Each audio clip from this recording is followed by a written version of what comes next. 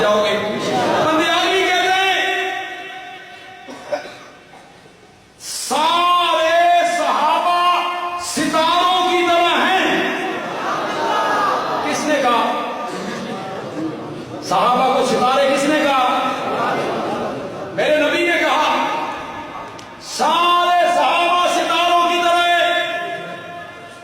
तो फिर मुआविया भी सितारा है, फिर अबू सुफियान भी सितारा है। बंदियाली कहते हैं अगर सितारा कभी काली बदलियों के अंदर आ भी जाए, नहीं समझे लोग, ये काली बदलियां मैंने किसको कहा? ये किया, ये किया, ये गलत काम किया, इसको मैंने काली बदलियां कहा। अल्लाह करे कैदाबाद के लोगों को समझ आओ और समझोगे। ज़हन ताज़ा रखो, ज़हन ताज़ा रखो। मुझे आपकी सुभान अल्लाह बताएगी कि बात आपके यहां तक उतर गई है।